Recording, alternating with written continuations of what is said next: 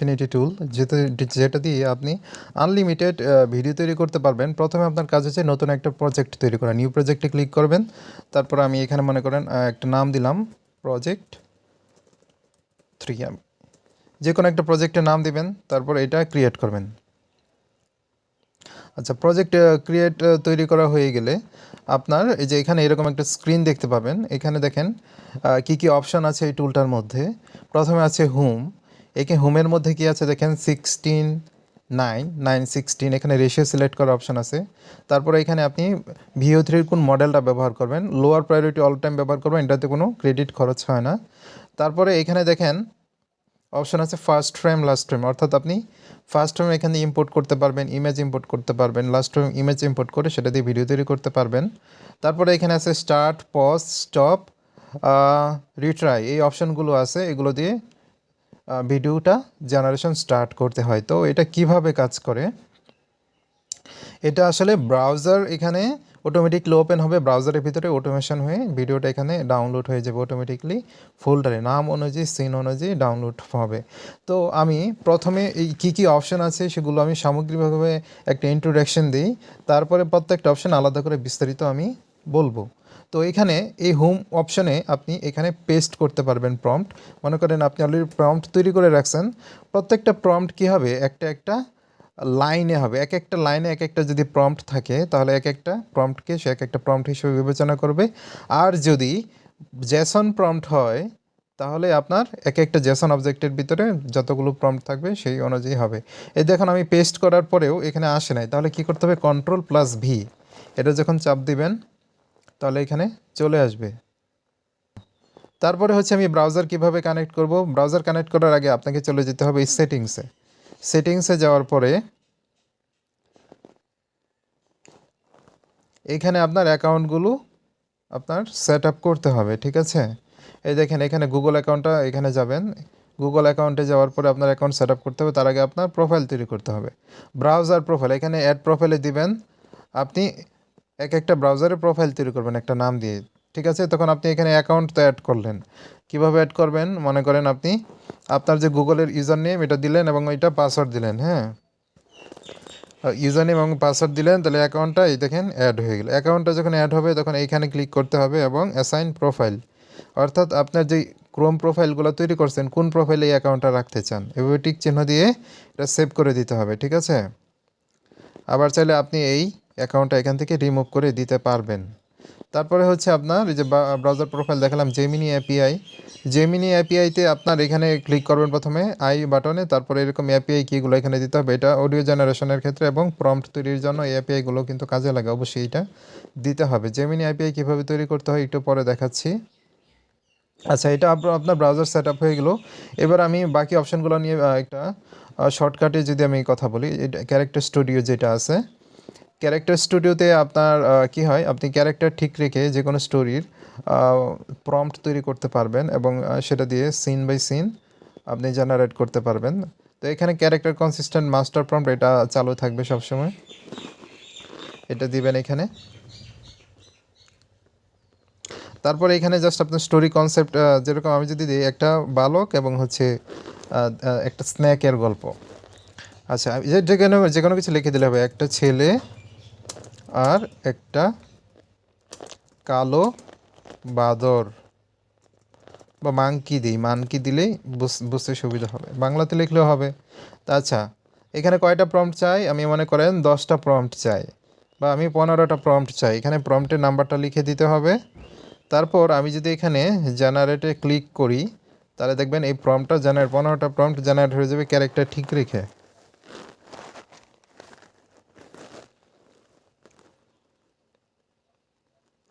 এই দেখেন আমাদের প্রম্পটগুলো কিন্তু এখানে নাম্বার দেখাচ্ছে যে কয়টা প্রম্পট জেনারেট হচ্ছে।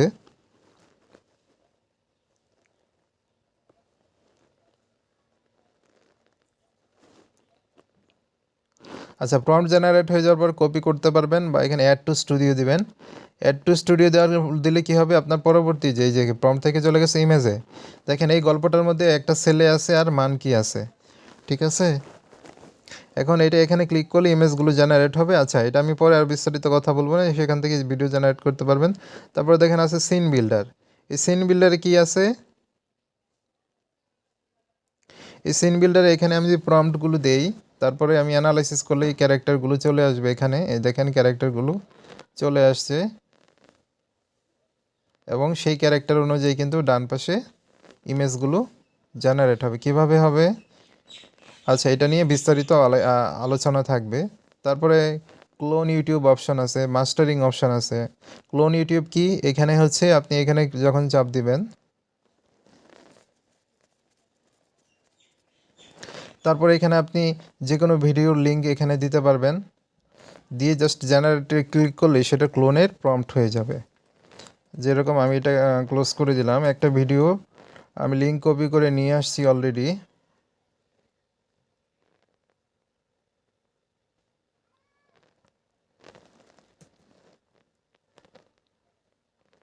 যে এই ভিডিও লিঙ্কটা আমি কপি করে নিয়ে আসছি।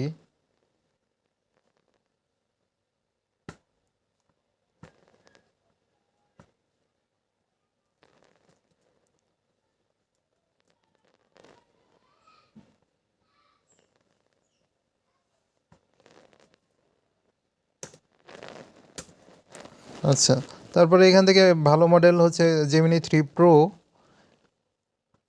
এটা সিলেক্ট করবেন। আপনি যে ভয়েস চান, ভয়েসটা অন করে দিলাম। ভয়েসটা অন করে দিলে আপনি কোন ভয়েস চান, আমি এখানে বাংলা ভয়েস দিলাম। বাংলা ভয়েস, যে কোনো ভয়েস লিখে দিলেও হবে। কয়টা ক্লিপ চাই, মনে করেন আমি ক্লিপ চাই 25টা।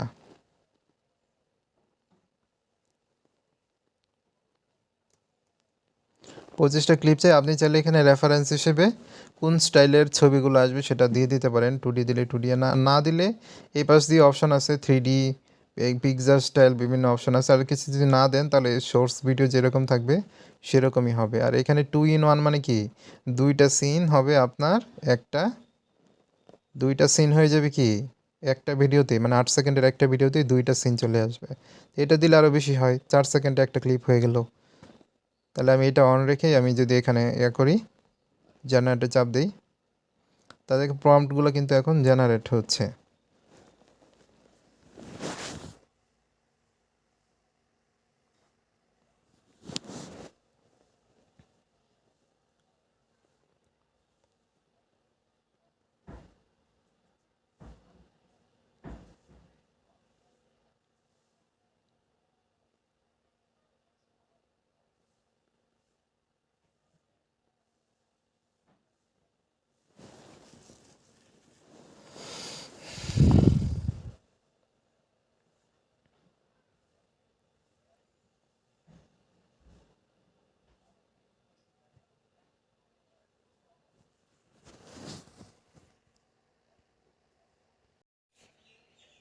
প্রম্পটগুলো জেনারেট হয়ে যাওয়ার পরে যেখান থেকে কপি করে নিব, কপি করে নেওয়ার পরে এই যে আমরা এখানে আসা করব। এখানে আসা যে আগে যদি প্রম্পট থাকে সেগুলো আমি রিমুভ করে দিচ্ছি, যে ক্লিয়ারে চাপ দিলেই রিমুভ হয়ে যাবে।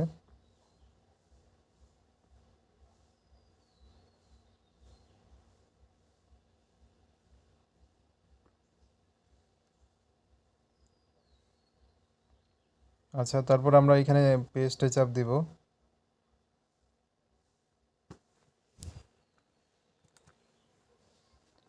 আচ্ছা দেখেন প্রম্পটগুলো 15টা, প্রত্যেকটার মধ্যে কি ভয়েস দেখেন অ্যাড হয়ে গেছে।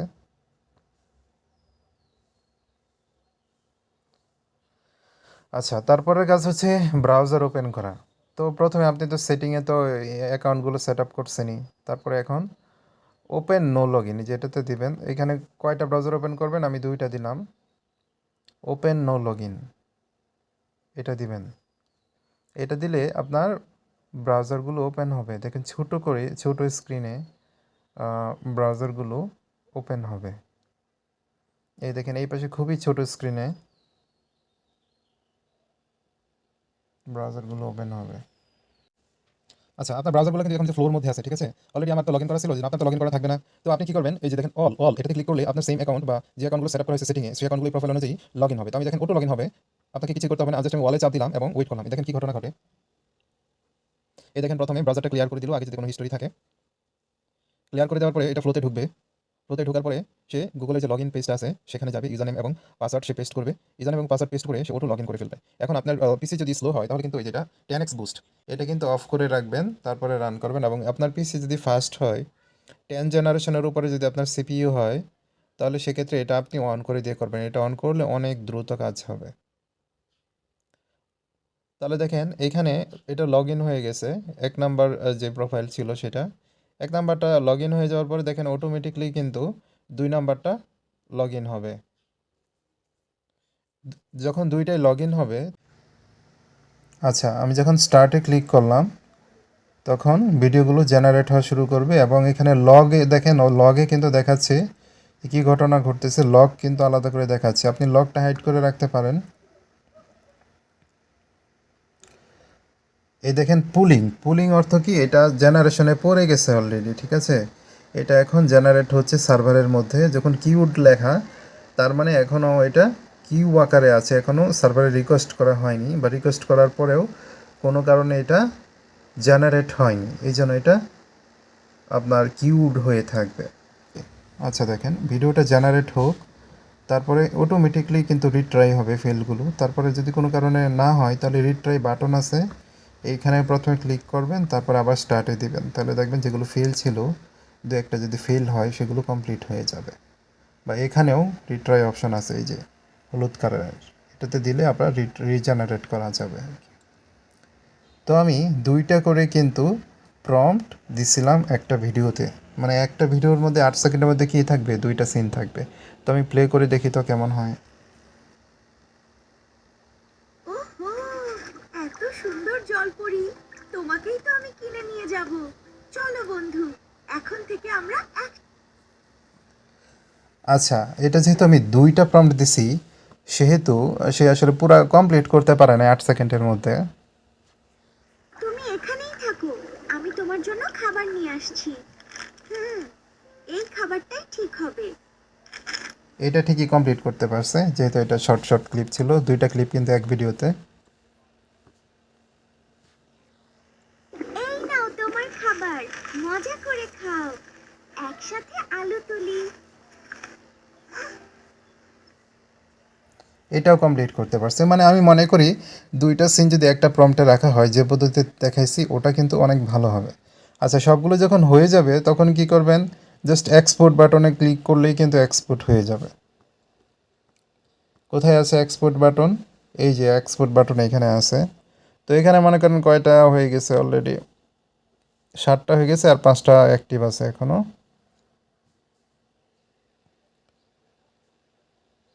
আচ্ছা এই কয়টা হোক, তারপর আমি ফুল ভিডিওটা কীরকম হয় সেটা আমি দেখাচ্ছি। সেটা এখানে বসে যাবে, ঠিক আছে। আর এখানে আপনি জাস্ট এখানে একটু এক ক্লিক দিলেই আপনি চলে আসবে কার্সরটা এখানে, এই যে এখানে কার্সরটা এখানে চলে আসবে। তারপর আপনি প্লে করে ভিডিওটা দেখতে পারবেন। আর এখানে ইম্পোর্ট ভিডিওতে দিয়ে ইম্পোর্ট ভিডিও আপনি ইম্পোর্ট করতে পারবেন। আচ্ছা এখানে প্লে দিলে আপনার ভিডিওটা প্লে করেও দেখতে পারবেন। এটা অন্য একটা ভিডিও আমি আগে করছিলাম, সেটা এখানে করতেছে।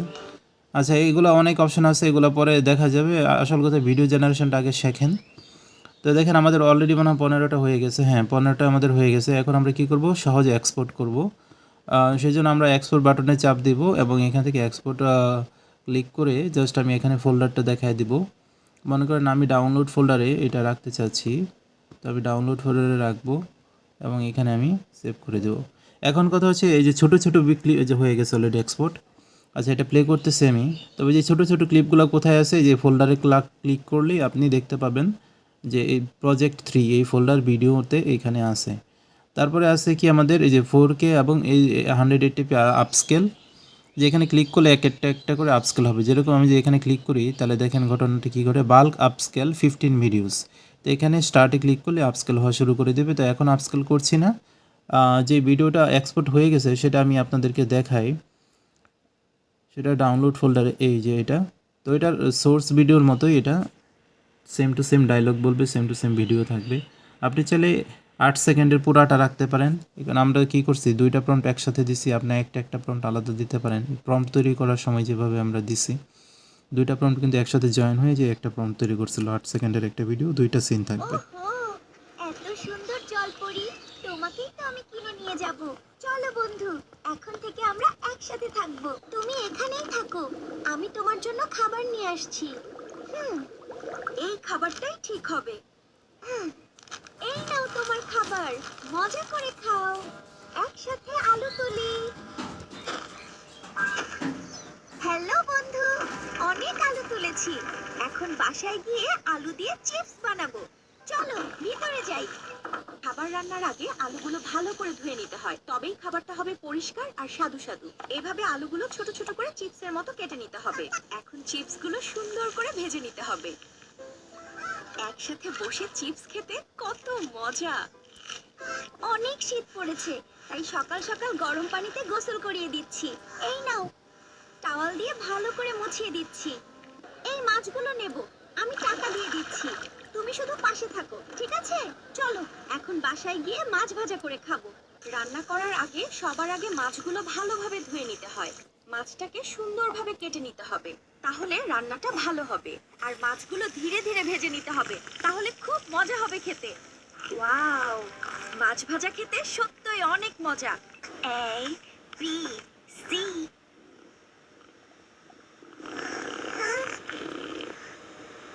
চলো চলো, স্কুলের সময় হয়ে গেছে। আস্তে আস্তে আঁকলে ছবি খুব সুন্দর হয়, মন দিয়ে আঁকলে সব